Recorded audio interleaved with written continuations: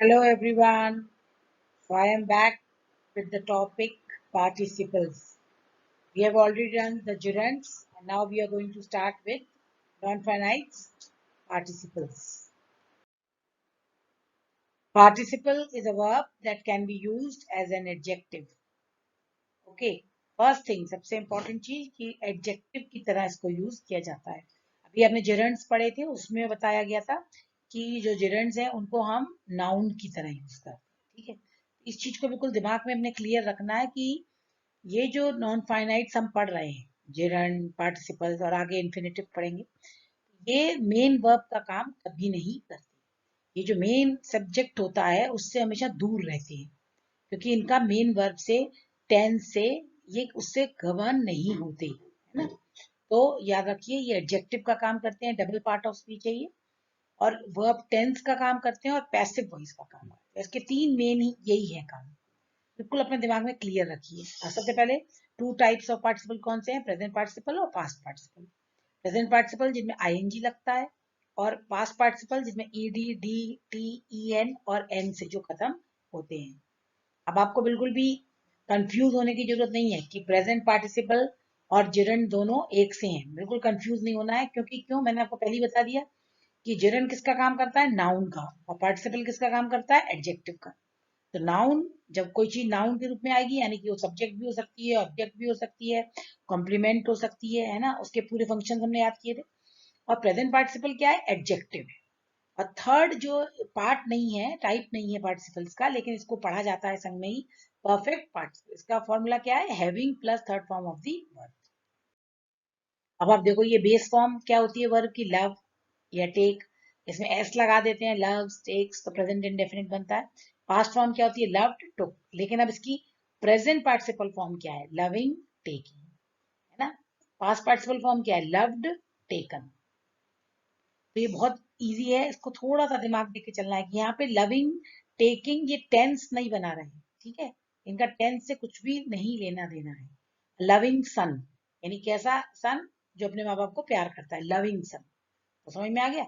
तो यहाँ पे लविंग एडजेक्टिव का काम कर रहा है ना कि टेंस का. अब आप एग्जाम्पल से देखिए समझिए. ये सारे एग्जाम्पल दिए हैं जिसमें पार्टिसिपल एडजेक्टिव की तरह काम कर रहा है. जैसे द राइजिंग सन, इसमें टेंस से कुछ लेना देना नहीं है इसका, है ना. The boiling water, the breaking news, the cooking ham, तो ये सब में एडजेक्टिव की तरह काम कर रहा है. ये पास्ट पार्टिसिपल में भी एडजेक्टिव की तरह काम कर रहा है. The risen sun, the boiled water, the broken news, the cooked ham. इसीलिए परफेक्ट पार्टिसिपल में क्या हो जाएगा? हैविंग प्लस वर्ब की थर्ड फॉर्म. इसको एडजेक्टिव की तरह यूज करते हैं इसलिए इसका दूसरा नाम वर्बल एडजेक्टिव भी होता है. जैसे जेरंड का दूसरा नाम क्या था? Verbal noun. तो ये है वर्बल एडजेक्टिव. अब देखिए फर्स्ट फॉर्म, जो सबसे पहले फर्स्ट स्टेप हम पढ़ेंगे इसका कि नाउन मॉडिफायर. पार्टिसिपल्स क्या है? नाउन मॉडिफायर, जो नाउन को मॉडिफाई करें यानी एडजेक्टिव. अब adjective usually preceded the noun. Adjective ज्यादातर नाउन के पहले ही आता है. अभी तक आपने जितना भी देखा होगा सेंटेंस, अभी अपने एग्जांपल भी देखे सब में. तो जैसे द रीजन सन, तो सन के पहले आया. But in many cases they can और मस्ट फॉलो इट, पर कई बार वो नाउन के बाद भी आ सकता है. जैसे the visiting dignitaries devoured the baked apple. The visiting dignitaries devoured the baked apple. यानी जो विजिटिंग डिग्नेटरीज माने जो बहुत पर्सनल रिनाउंड पर्सन होते हैं, वो डिवोर, डिवोर माने निगल गए किसको? बेक्ड एप्पल्स को. द बेक्ड एप्पल्स को. Please bring all the documents required. अब आप देखो कि डॉक्यूमेंट्स सब्जेक्ट वो है और उसके बाद में आ रहा है रिक्वायर्ड. यहाँ पर जो हमारा पार्टिसिपल है बाद में आ रहा है. The difficulties encountered were nearly unsurmountable. तो difficulties हमारा सब्जेक्ट है मेन, और उसको एडजेक्टिव क्या है? एनकाउंटर्ड यानी मुठभेड़ हुआ. तो जो परेशानियों से उसका आमना सामना हुआ उसको वर नियरली अनसरमाउंटेबल यानी कि उसको वो ओवरकम नहीं कर सकता. ठीक है. अब आप देखो पार्टिसिपल फ्रेज क्या होता है. फ्रेज में इसलिए मैं आपको पढ़ा रही हूँ कि फ्रेजेस आपके लिए बहुत इंपॉर्टेंट है समझना. फ्रेज क्या होता है? एक छोटे से ग्रुप ऑफ वर्ड होता है जिसका एक मीनिंग, एक यूनिट होता है, लेकिन वो अपने आप में एक सेंटेंस नहीं होता, उसका एक कंप्लीट आइडिया नहीं होता है क्योंकि उसका अपना एक सब्जेक्ट और प्रेडिकेट नहीं होता है. अब आप देखो ये सेंटेंस है ना. The man carrying the bricks, carrying the bricks, ये एक फ्रेज है. लेकिन कौन सा फ्रेज है, क्योंकि पार्टिसिपल से शुरू हो रहा है इसलिए ये पार्टिसिपल फ्रेज हो गया। Very simple. She showed us a plate of scones crammed with cream. तो showed us a plate of scones, ये पार्टिसिपल फ्रेज हो गया।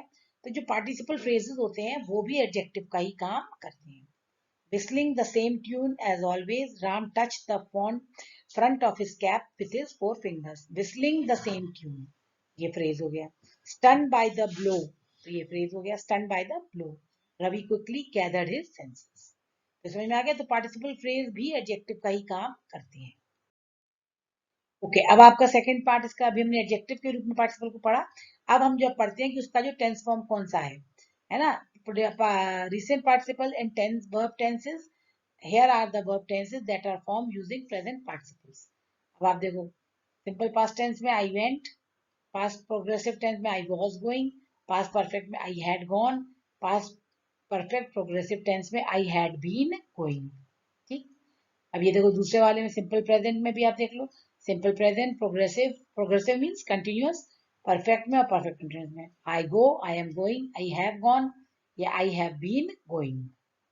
फ्यूचर में I will go, I will be going, I will have gone, I will have been going. ये पूरे जो tenses है, verb tenses है, वो पार्टिसिपल्स को यूज करके, प्रेजेंट पार्टिसिपल्स को यूज करके बन रहे हैं। जैसे देख रहे हैं आप, I was going, I had been going, I am going, I have been going, ये गॉन है ना, गॉन, ये वेंट। ठीक है। तो ये सब आप देख रहे हैं पास्ट पार्टिसिपल और प्रेजेंट पार्टिसिपल्स कैसे यूज हो रहे हैं वर्ब टेंस में।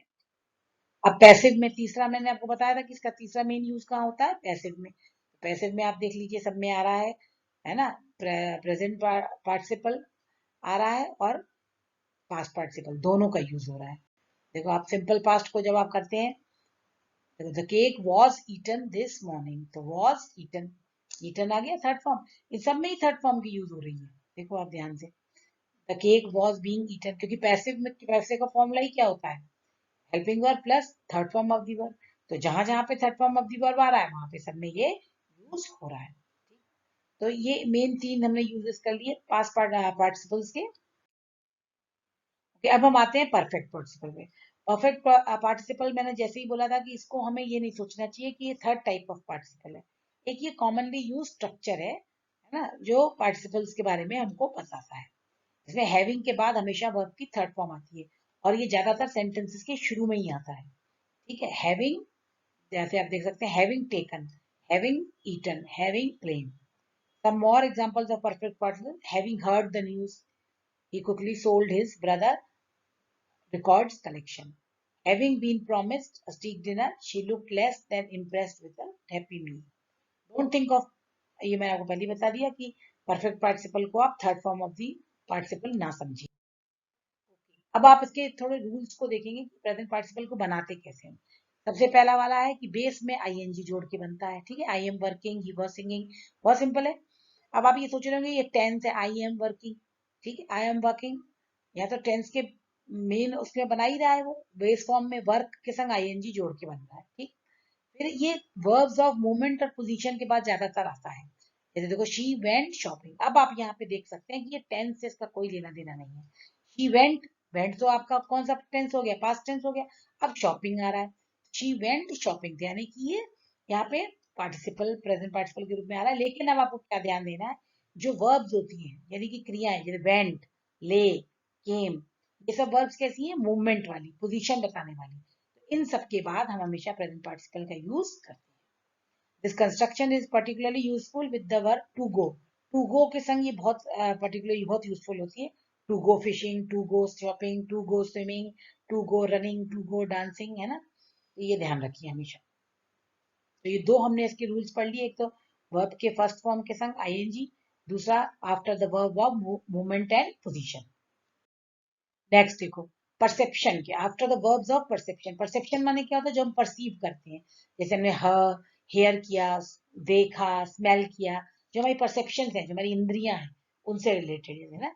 I heard someone singing, he saw his friend walking along the road, I can smell something burning. अब आप ये इसमें एक चीज और गौर करो कि जो आपके पार्टिसिपल्स हैं, क्योंकि वो मेन वर्ब नहीं है, वो सब्जेक्ट से हमेशा दूर रहते हैं। देखो आई मेन सब्जेक्ट है इसका, और इसके संग कहाँ है लास्ट में सिंगिंग, ना, और जो मेन वर्ब होती है वो हमेशा सब्जेक्ट के पास होती है। तो मैं आपको बहुत अच्छी चीज बता रही हूँ, आप पार्टिसिपल्स को समझने के लिए या नॉन फाइनाइट तीनों को समझने के लिए इस चीज को हमेशा ध्यान में रखिए। ये एक गुरु मंत्र है कि जो सब्जेक्ट से दूर होगा वो ही नॉन फाइनाइट होगा। जो सब्जेक्ट से बिल्कुल लगे हुए रहते हैं, सब्जेक्ट वर्ब ऑब्जेक्ट, तो वर्ब वहां पर क्या है, वो कभी भी नॉन फाइनाइट नहीं हो सकती। He saw his friend walking along the road.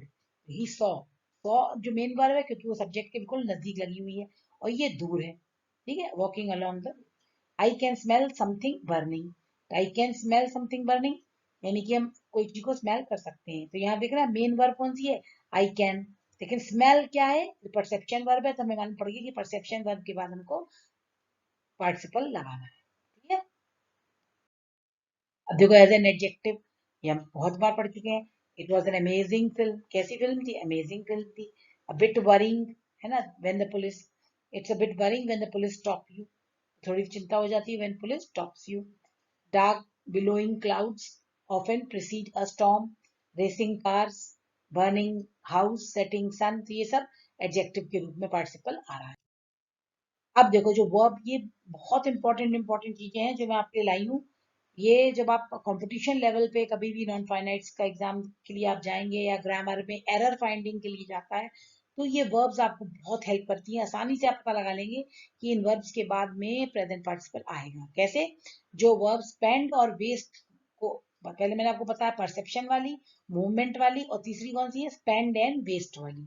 जैसे वर्ब प्लस टाइम और मनी एक्सप्रेशन जिनमें है, तो उनके बाद हमेशा प्रेजेंट पार्टिसिपल आएगा। जैसे my boss spend 2 hours a day travelling to work, अब देखो 2 आवर्स अ डे, तो टाइम से रिलेटेड हो गया ना ये, तो यहाँ पर पार्टिसिपल हो गया।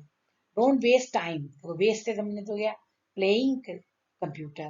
दे have spend the whole day shopping, spend, spend के बाद भी क्या हो गया, शॉपिंग।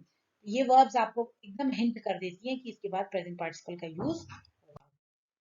अब देखो ये बहुत इंपॉर्टेंट है कि जब अब कैच और फाइंड वर्ब आती है, तो तीन रूल हम ये जो मेन कर चुके हैं वर्ब्स के, चौथा ये है कैच एंड फाइंड हो। कैच एंड फाइंड जब भी हो तो उनके बाद भी हमेशा हमको वर्ब की first form plus ING participle लगाना है। जैसे देखो, if I catch you stealing my apples again there will be trouble, तो कैच के बाद stealing. Don't let him catch you reading, it's not the case with find, है ना, which is unemotional. Find जो होता है वो अनइमोशनल है। If you found some money lying on the ground, they found their mother sitting in the garden, तो ये find वाले में भी होता है, ठीक है। समझ में आ गया ये दोनों चीजें।